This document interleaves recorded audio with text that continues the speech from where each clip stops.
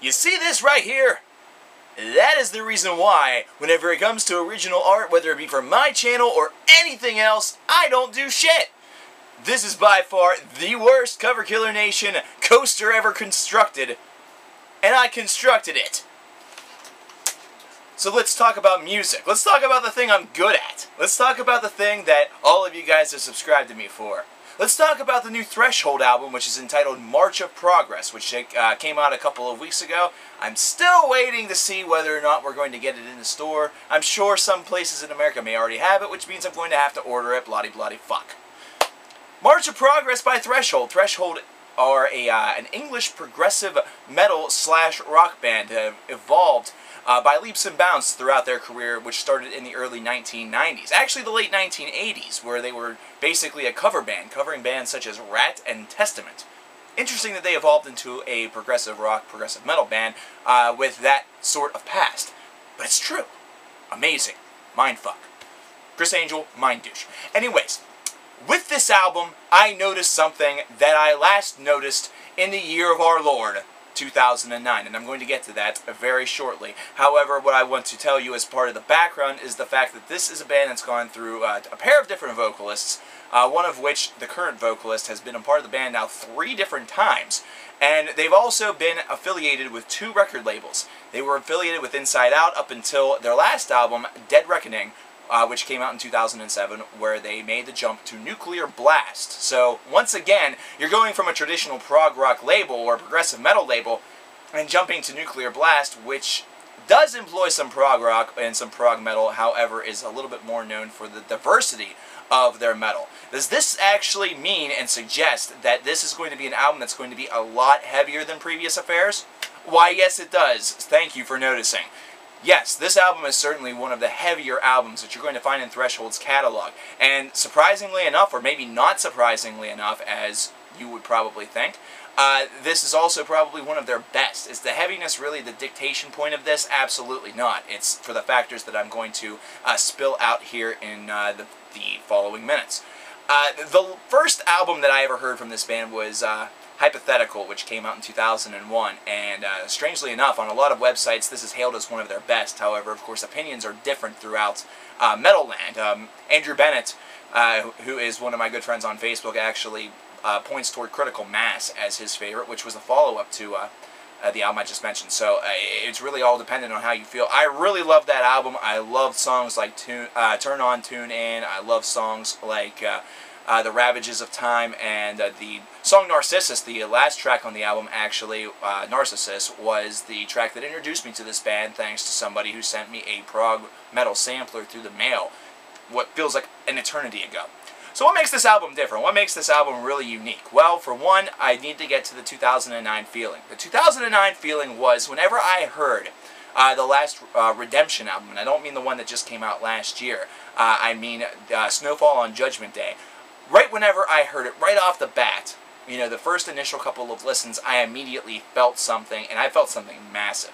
And we're not talking that it's like a tumor, or we're not talking that, you know, maybe one of my balls descended a little bit further than the other one, making them all uneven and shit. No, we're not talking about anything like that. Instead, we're talking about that musical feeling that you get whenever you listen to an album from a band that you've heard before, but for some strange reason, this album feels different. It feels bigger. It feels more epic. It feels like it has a lot more mass behind it. Is this just because it's a 75-minute long album? No.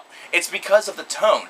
This is an album that really airs with the confidence side, not to mention also is fiercely aware and socially aware of the world around it. Not to mention, the sound has gotten a bit of an update ever since they've jumped to Nuclear Blast. This is only, you know, basically something that you would expect. However, this time around, as opposed to with Dead Reckoning, this sound addition, you know, this, you know, loudness factor actually works to the band's benefit, because the whole thing just sort of swirls around you almost like it surrounds you in 360 degrees. And that is a nice feeling. That feeling with Threshold is something that is welcome. It's something that you got with a lot of their previous works, including the Inside Out years. However, instead of it being 360 degrees, something about it just felt a little short, maybe like 320, maybe like 280. It's like it was amazing and it was very well crafted. However, there was just a layer or two that seemed to be missing or muddied a little bit, and it kind of gave it some charm. But whenever you hear this, that refinement, that polish actually works for Threshold to their advantage, as opposed to it being something that significantly decays the overall value by really bogging it down and weighing it down with unnecessary layers. This is something that actually completes their music and makes it feel a lot bigger and a lot more real. This is a larger-than-life album, and it's one that is certainly going to be talked about in the progressive metal community, I think, for a little while now. This is also a band that is wildly popular in the UK, but should definitely be a lot more popular domestically here in the United States and in other corners of the globe. With this record, you're not going to notice a lot of things that are apart from the Threshold staples that perhaps you've gotten used to. You're going to notice that there is a little bit more of a lacking of a slowdown. They are focusing a lot more on the aggression on this album, and something that was in my eye was probably the twinkle that I felt while listening to this. The hooks are powerful, the guitar solos are just fantastic, the vocals are spot on. The one cool thing about Threshold is that even though they've had two separate singers, it really doesn't sound like there is a landmark amount of difference between the two of them, which means that whenever they're out there scouting out new members or returning to old members, whatever you wish to, whichever side you really wish to go with in this particular case, whenever they're scouting those people out, they're looking for somebody that's going to fit in with their sound. Not one that's going to necessarily take them in a direction that's going to be so far different from what they've done before that it's going to be a bad thing. We're not talking them making a Morbid Angel, a Ludivinium Insanus type hop here. It's all going to sound very consistent, and this album has that air of consistency also. Remember what I said maybe last year on an album such as Ghost by Devin Townsend, whenever I said that whenever you start listening to this album you find it very difficult to pull away from it? Well, this is an album that actually shares that same charm, only in a completely different way. With Ghost by Devin Townsend from last year, and of course we'll get to Epic Cloud a little bit later on this month, just keep your panties on. With Ghost, though, it was hard to turn away from this because of the calm, chill factor.